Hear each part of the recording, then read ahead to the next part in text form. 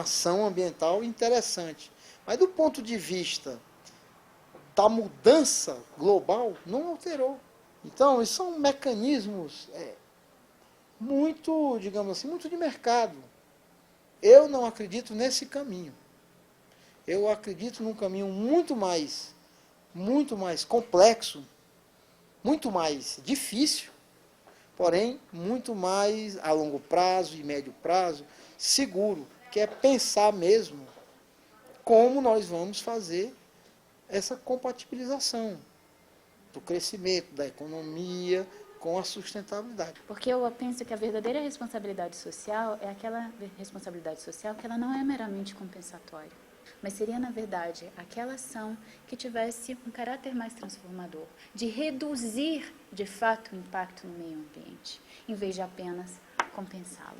Eu acho que o principal parâmetro é que ela não se limita à empresa, né? Então eu falo que ela é distributiva, né? Então a empresa hoje em dia ela tem o poder de passar isso em toda a cadeia produtiva. Ela tem como educar o próprio cliente, né? Condicionar o cliente a ser mais crítico, a ser um consumidor responsável.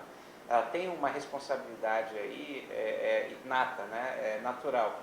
Mas ela também tem um poder enorme junto ao que vem atrás, né? Junto aos fornecedores dessa empresa. Então ela fala, olha, não vou comprar esse produto porque ele não tem os critérios com que eu quero trabalhar. É por isso que eu digo que a responsabilidade social não se limita à empresa em si, ela consegue passar isso ao cliente, à comunidade, a associações de bairro, né? Você consegue distribuir isso, é tudo um trabalho de rede, né? Mas tudo isso, digamos assim, levou a essa consciência que era necessário pensar um outro modelo. E para pensar um outro modelo tinha que ter um mínimo, uma ideia de planejamento global. As discussões, pelo menos, têm avançado.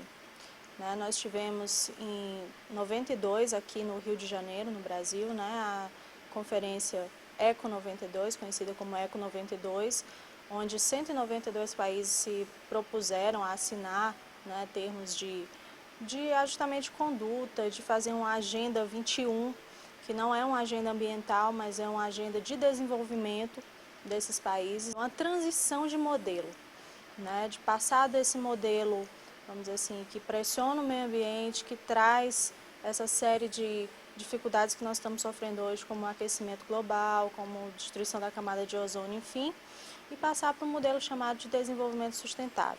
A compatibilização da economia com a ecologia, com a democracia, com a justiça. Por isso que a Agenda 21 não é simplesmente um instrumento de meio ambiente, mas é um instrumento de justiça social, é um instrumento de democracia participativa. Tem muita gente que fala, pô, mas isso não adianta nada, né? Você está fazendo um negócio para inglês ver, né? Uma coisa que sai na foto, né? Mas aí depois esses governantes voltam para os seus países de origem e esquecem esse compromisso. Mas a imprensa não, né? Então a mídia não. Então assim, acaba que fica registrado que naquele dia, naquela data, governantes ou organismos internacionais se reuniram e acordaram, de repente, alguma meta, algum plano, alguma declaração, e isso fica marcado na história. Mas a maioria dos governos que se instalaram no mundo, eles, então, adotaram uma política neoliberal. E a política neoliberal significa retirar o Estado, né, das suas responsabilidades sociais, econômicas, políticas, culturais. Ora, se o Estado, então, ele começa a ser minimizado nos governos neoliberais, então a Agenda 21 ficou na sombra. Ela não teve prioridade. Por quê? Porque ela é um instrumento de planejamento estatal. 10 anos depois, na África do Sul, né, nós tivemos a Rio+10, onde essas discussões continuam avançando. Tivemos aí mais recentemente o Tratado de Quioto, né, que alguns países recusam a assinar. Para nós revertermos, começar a reverter o problema da crise do clima, há que diminuir em 60% as emissões dos gases que estão provocando isso. Quer dizer, o protocolo de Quioto já era. Perdeu a atualidade. 5%, que mesmo assim os Estados Unidos não quis assinar, é insuficiente.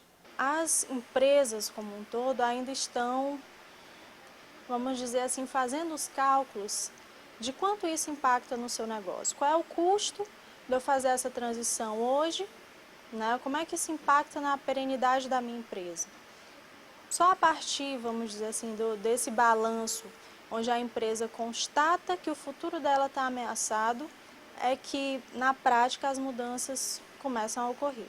Hoje, você deve conhecer aqueles Objetivos de Desenvolvimento do Milênio, né, os ODMs. São 8 objetivos que estabelecem que até 2015, né, a humanidade vai atingir alguns patamares, né, de educação, de saneamento, de mortalidade infantil. Né. Pode ser retórico, sim, pode ser retórico, mas eu acho que acaba que torna um compromisso público. Né.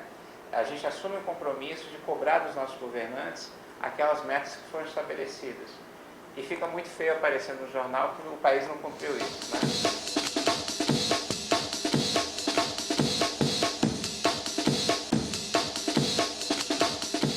O consumo sustentável, ele parte como um movimento, vamos dizer assim, da sociedade, um movimento no sentido de responsabilidade socioambiental agora por parte dos consumidores, onde esses consumidores eles fazem pressão sobre as empresas.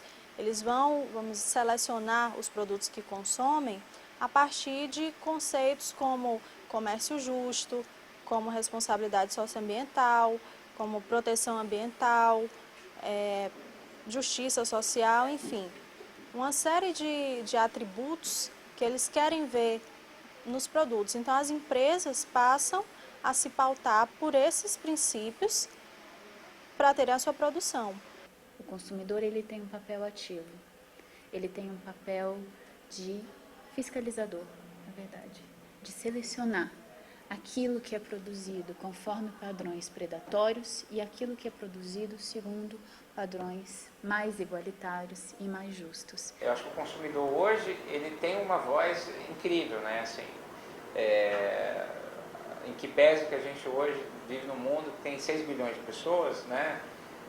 O consumidor individual ele ainda tem um poder muito grande, né? Então você tem uma escolha. Hoje em dia você vai numa prateleira de supermercado, você tem uma série de produtos que você pode consumir. Então você pode procurar num produto se ele tem um selo de qualidade, se ele tem um selo ambiental, se você pode se assegurar que aquele produto não causou um dano ao meio ambiente, né? Então quando eu faço uma opção por um produto mais socialmente justo, eu tenho essa garantia de estar pensando num consumo consciente, num consumo mais sustentável e garantindo que futuras gerações possam estar se beneficiando dos recursos da terra.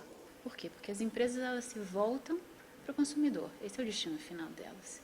Se o consumidor ele adquire uma postura de rechaçar determinados produtos, que são produtos que implicam na exploração do meio ambiente, na exploração do trabalho humano, no sentido do trabalho escravo, então esse consumidor, ele tem uma postura ativa e ele é capaz, na verdade, de ter uma atitude transformadora, ainda que numa pequena escala. Então isso talvez puxe um pouco o lado da mudança de atitude. E consumo consciente nada mais é do que isso. É a pessoa passar a refletir um pouco mais nessa ideia do agir local e pensar global, que a Eco 92 preconizou.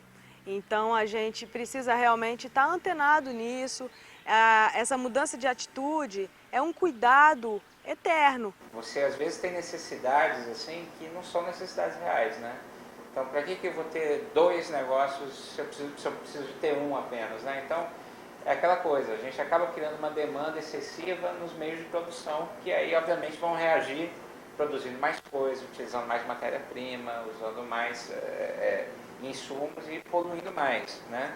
Então acho que tem um limite para o nosso consumo. O problema é que a lógica desse sistema é a lógica de transformar os valores de uso em valores de troca, ou seja, de transformar as reais necessidades dos seres humanos em necessidades do mercado. Mas o fato de eu precisar de uma camisa não significa dizer que essa camisa tem que ser uma camisa de grife. Ou o fato de eu precisar de um alimento não significa dizer que esse alimento seja um McDonald's ou seja um alimento transgênico.